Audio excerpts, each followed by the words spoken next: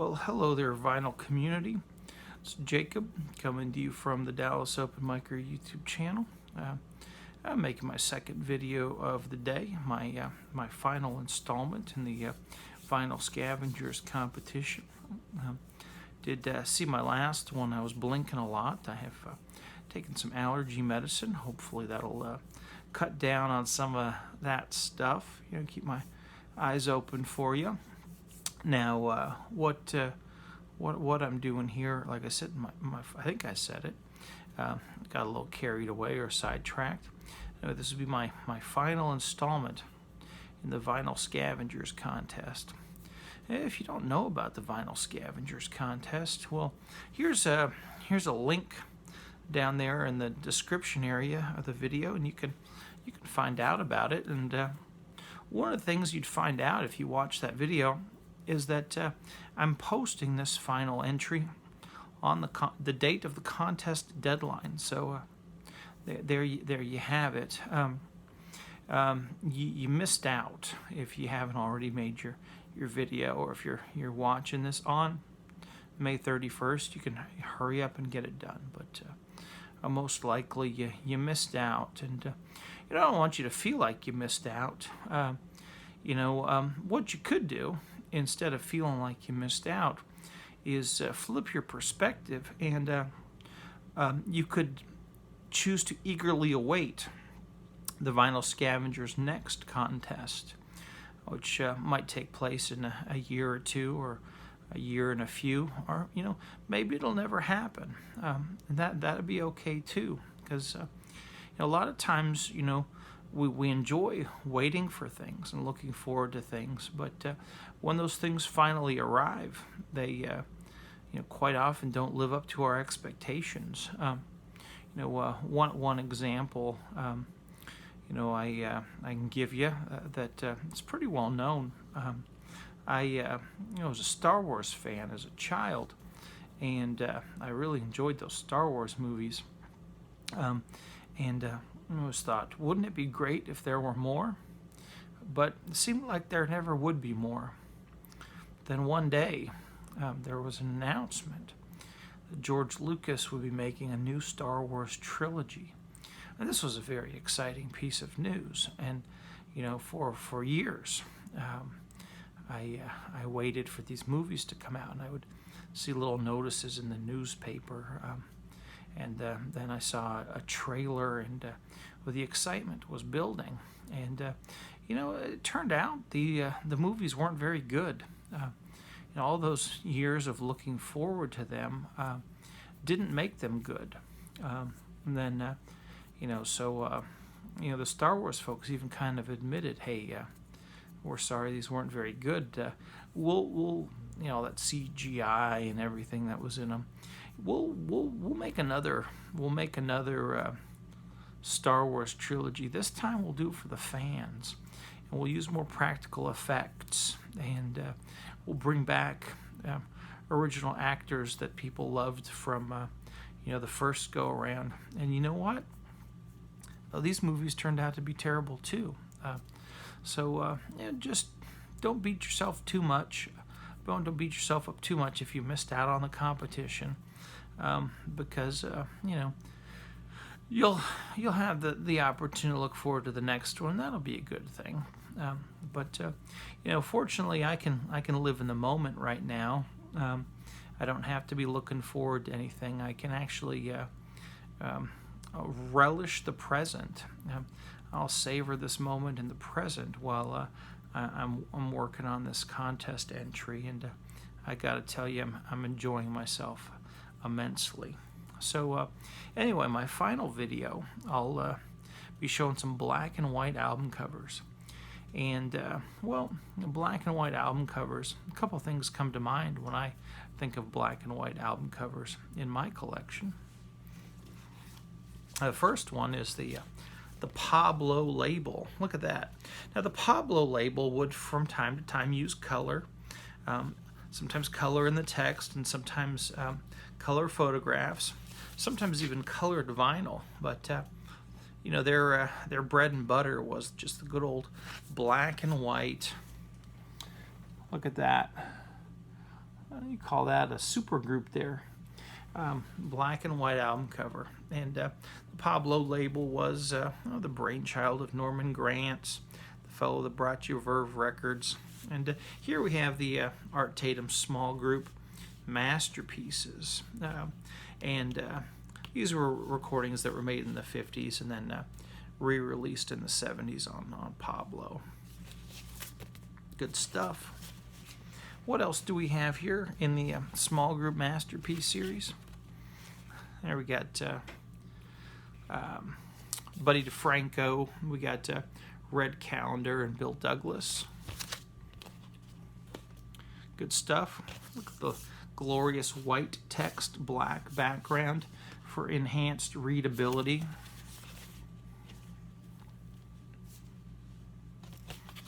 That one's a little scratched. I need to get an upgrade on that one.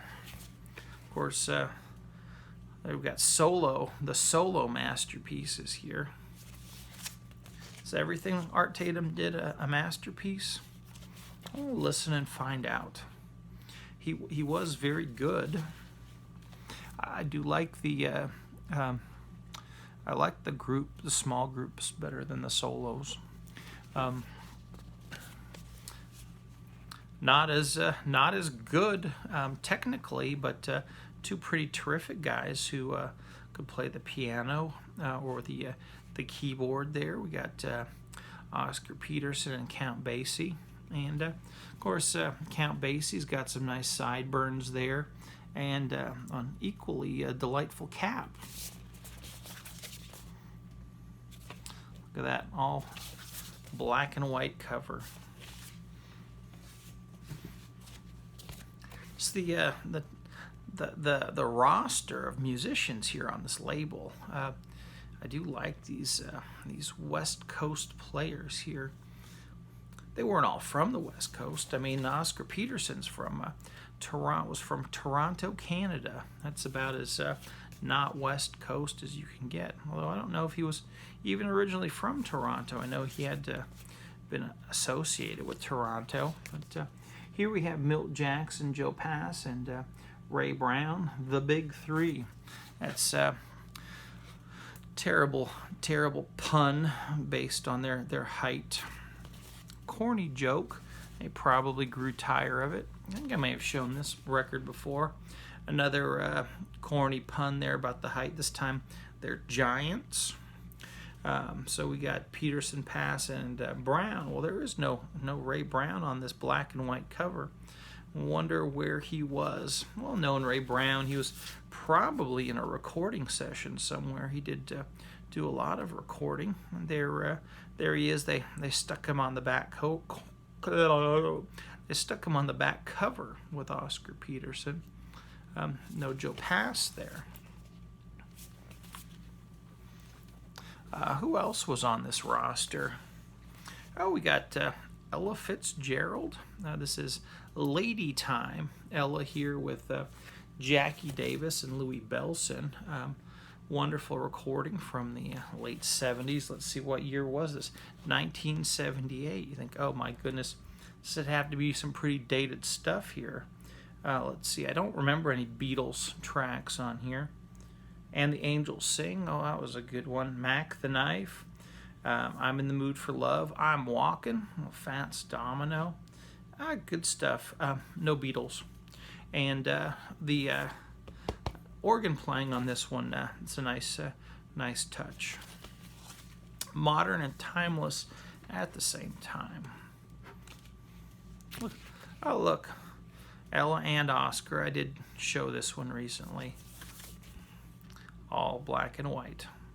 No fancy production value necessary. You just know you're getting a good value here if you pick these up used. They're usually pretty cheap, and you really can't go wrong. Worst thing you're out is a couple of bucks, and you gave it a try, right? Here's another label that they would put colorful album covers out from time to time, but they're best known for basic black and white covers, oftentimes even without any images or photos or illustrations. Here we have the Musical Heritage Society. Look at that, black and white, nothing else. Good stuff. They specialize in like a lot of the Baroque era, early classical.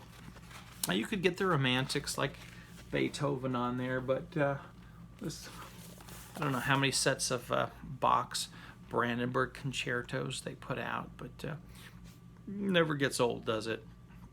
Here we have the Orchestra of the Enlightenment. This was a digital recording.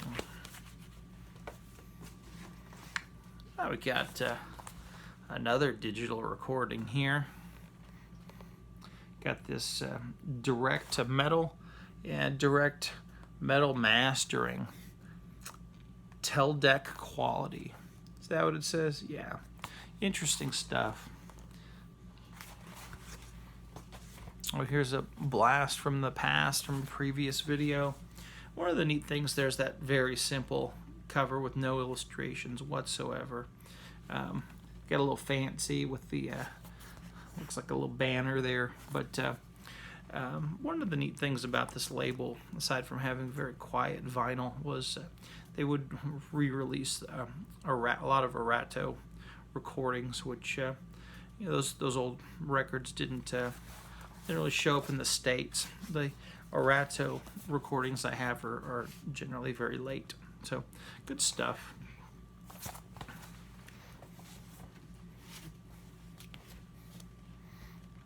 I do like the Haydn string quartets.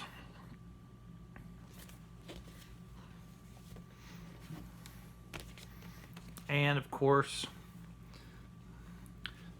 got a hold of Neville Mariner. All right, well there we got my classical and my jazz records. Now let's take a look at we'll look at one more record. So I'll tell a little story here. It might have been a couple of weeks ago. We'll get a little metaphorical. I was reading an article online about this new Elvis movie that's coming out, and the article was quoting Elvis's granddaughter. She said, paraphrase here, that she had a bit of a difficult time watching this movie because it brought back a lot of family traumas and the difficulties in the family that had followed Elvis through the generations. And we'll take a look at this black and white cover. This is we'll take it out of the protective sleeve. Here we have the Elvis Presley Hound Dog Don't Be Cruel. That was quite a big seller for him. And I don't know, this may have been some new old stock. I mean, the record was so clean it looked as if it had never been played. Now, the thing about this Elvis movie that's come out, it's Baz Luhrmann, I believe is how you say his name. I haven't seen any of his pictures. I know he did that Moulin Rouge film that I never saw, and the Great Gatsby movie that I never saw. They look like these over-the-top, very colorful, kind of throwbacks to the old days of Hollywood musical, but with a modern edge to them. But anyway, so this I've seen this preview, the trailer for this Elvis movie. It's got Tom Hanks playing Colonel Parker, and so what they're trying to do in this movie, at least in the trailer, is they capture the raw energy and excitement of the young Elvis, which I guess for those of us that weren't there, it's something that's fallen out of our consciousness. But and then those who remembered at the time, they're growing old and dying now. So we're getting Elvis reintroduced or introduced to a new generation, and who knows, maybe Elvis will become cool, kind of like how Queen became cool after that movie came out. Anyway, so we're getting metaphorical here. The black and white cover. Now, black and white, metaphorically, darkness and light.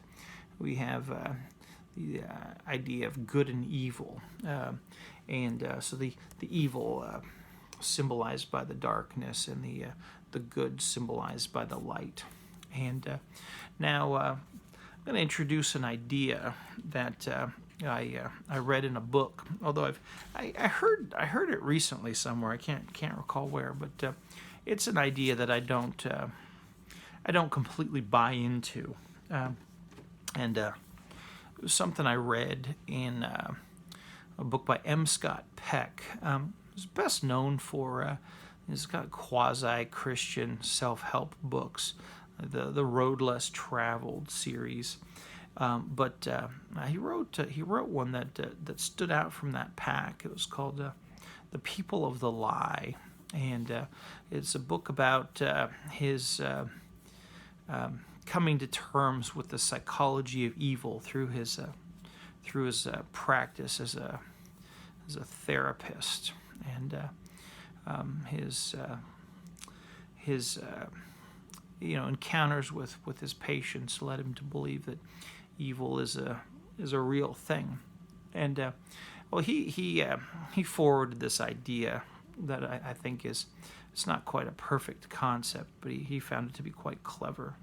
That, the word evil, it's the word live spelled backwards. Is that profound? Coincidence. See, I don't like the idea of thinking things are true because I believe that's a coincidence. I don't think that's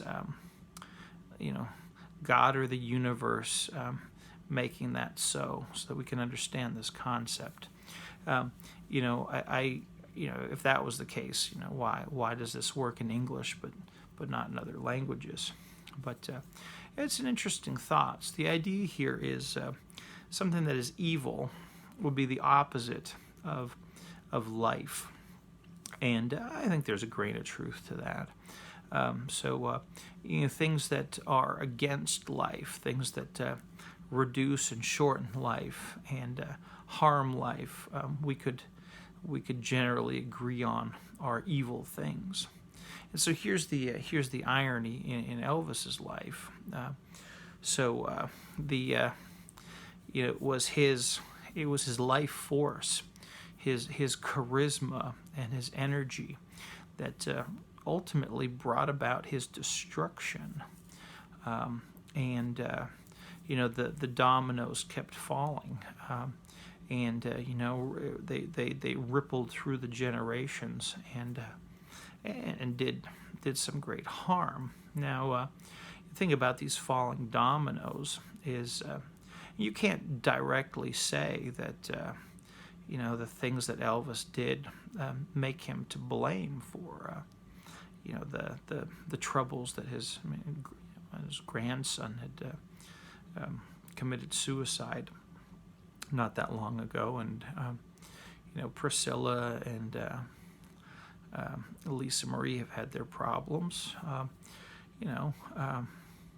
Elvis did groom Priscilla, which is something that I don't know anybody could really defend that as being a good thing.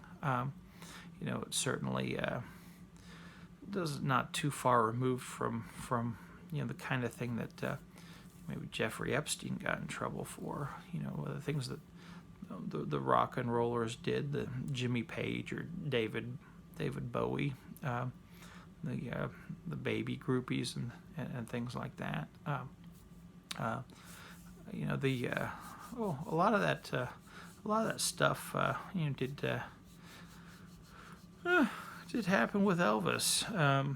I don't know he took it as far as some of the others, but anyway, you look at the troubles here, and thinking back to that trailer for that movie, they show Elvis here, this clean-cut kid here. And you know, in this trailer for the movie, they show him as a youngster, you know, being captivated by the Southern gospel music. Anyway, you think about how much destruction and misery came out of this fellow's love of singing and entertaining. It's just something to mull over. Anyway, that's my last record in this contest entry. But now we get to my part of the show, where I get to talk about you know, what I keep up, what stuff might be on my record shelf. And I did remember this time around to pull something down to do some show and tell. This little magnifier.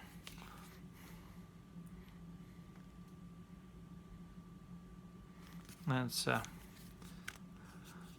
got a light there, so if I need to read some small text, well, I can do it. Pretty neat.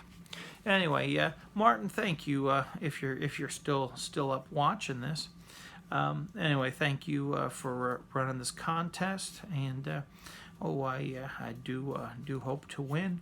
Hope all of you out there in the VC are doing well, and look forward to making another video soon. Cheers, or adios, or whatever. Thanks for watching.